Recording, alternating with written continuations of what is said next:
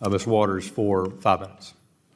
Thank you very much, Mr. Chairman. Secretary Bessent, this is the first time we've met. Is that correct? No, ma'am. We actually met one New Year's Eve in the Bahamas. Let's talk about this absolutely wild exchange between Congresswoman Maxine Waters and Treasury Secretary Scott Bessent. And I was... He didn't make an impression. Why don't I remember that? Well, you were much better at the electric slide than I was. And I was with the Prime Minister of the Bahamas yesterday, Prime Minister Davis, who sends his regards. Well, were you with my husband when he was the ambassador to the Bahamas appointed by Clinton? So, Well, you're not going to like this. And so this is the first. I didn't remember that, but that's odd because you've been at Treasury, and I've sent you 5 letters to ask about what was going on under your leadership and only received a couple of cursory replies from your staff. Why don't you respond? ma'am? I guess you don't know why you didn't respond. Secretary Bessent, you worked in finance before, right?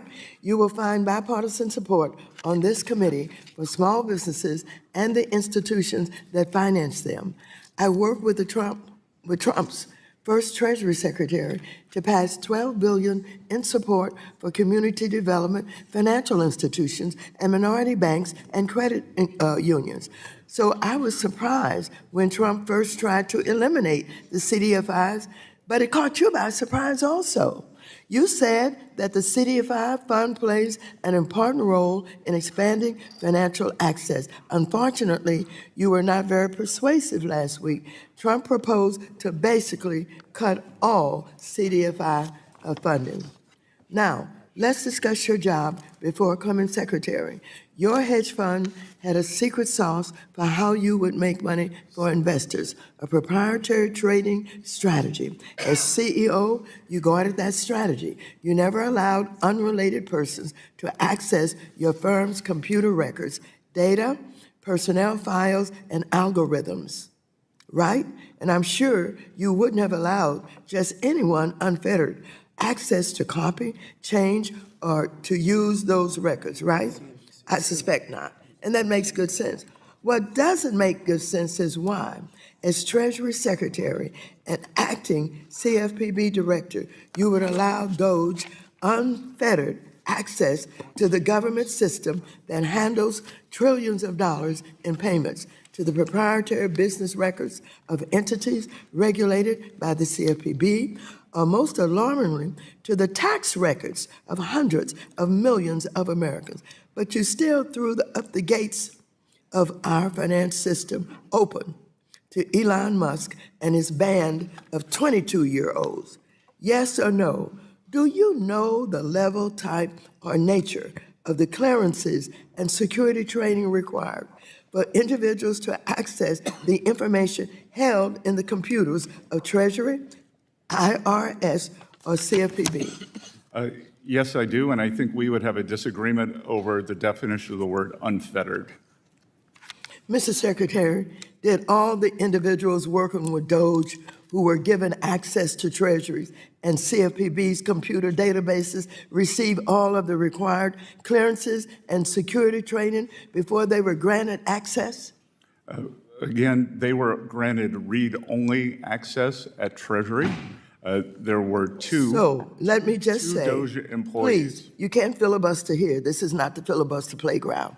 And so what you did was you let these strangers into our Treasury with access to all of the data, all of the personnel information, and you just opened the door. Why'd you do that? No, ma'am. They were Treasury employees. Oh, are you saying today in front of this committee that all of them were Treasury employees, that the 25-year-old who's being identified, who worked for Elon Musk, was allowed into the Treasury? Was that person there?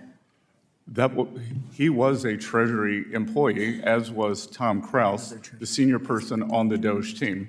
There were only 2 people. There were DOJ employees also.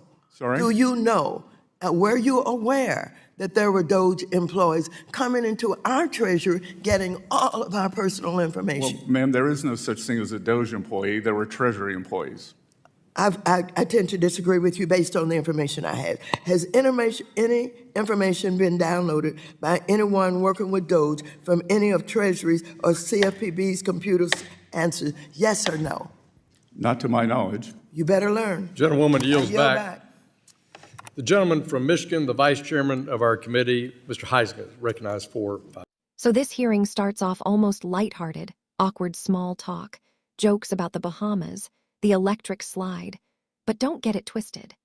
That calm lasted about 30 seconds, because once Maxine Waters got to the substance, this turned into a full-blown interrogation about power, secrecy, and why Elon Musk-linked operatives were anywhere near America's financial nervous system. And from that moment on, Bessent looked like a man who absolutely did not want to be there.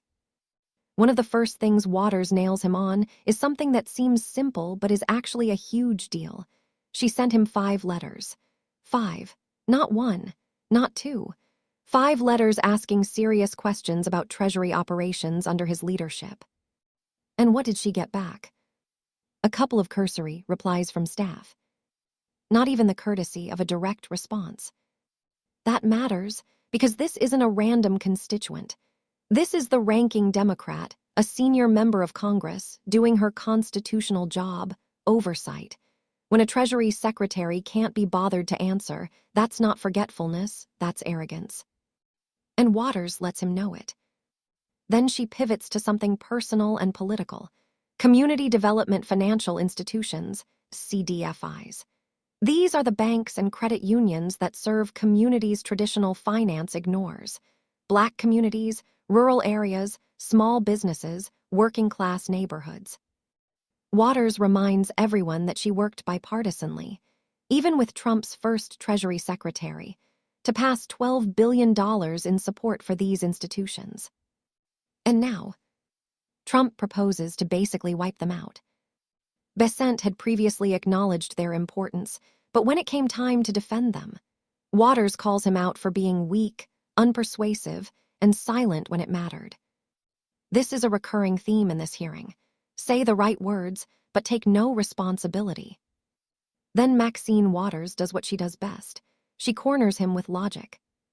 She walks him through his hedge fund days, proprietary trading strategies, secret algorithms, lockdown systems, strict controls, no random access, no outsiders poking around sensitive data. Of course he agrees, because of course he wouldn't let that happen in his private business. And then she drops the hammer. If you wouldn't allow unfettered access to your hedge fund systems, why did you allow it at the U.S. Treasury? That question just hangs in the air. Because now we're not talking theory. We're talking about trillions of dollars in federal payments, regulated financial data, and most alarmingly, the tax records of hundreds of millions of Americans. And then Waters says the quiet part out loud. She accuses Bessent of throwing open the gates of the U.S. financial system to Elon Musk and his band of 22-year-olds. Read-only access, maybe Treasury employees, allegedly Doge employees. There's no such thing, according to Bessent. But here, the problem, his answers keep changing. First, it's their Treasury employees. Then it's only 2 people. Then it's there is no Doge employee. Then it's not to my knowledge. That's not clarity, that's evasion. And Waters isn't having it. She shuts down his filibustering, reminds him this isn't the Senate, and forces yes or no questions, the kind bureaucrats hate because they can't hide behind jargon. The most chilling moment comes near the end. Waters asks directly, has any information been downloaded from Treasury or CFPB systems by anyone working with Doge? His answer, not to my knowledge. And Waters fires back instantly. You better learn. That line wasn't just a mic drop, that was a warning. Because if the Treasury Secretary doesn't know who accessed federal financial systems, that's a crisis. Let's be very clear about what this hearing exposed. This wasn't about personality. This wasn't about Maxine Waters being tough or fiery, or whatever dismissive label critics want to use. This was about power without accountability. Scott Bessent came into government from high finance, where secrecy is a feature, not a bug, where information is guarded because it's profitable. And yet, when he crossed into public service, the standards didn't rise, they fell. What Maxine Waters showed in this exchange is that there is one set of rules for the wealthy and another for everyone else. A hedge fund gets locked doors, controlled access, and ironclad protections. The American people, trust us. And let's talk about Elon Musk for a second. This isn't about innovation. This isn't about efficiency. This is about unelected billionaires gaining proximity to government systems they have no democratic right to influence. No vote, no confirmation, no transparency. Just access. That should scare conservatives. It should scare liberals.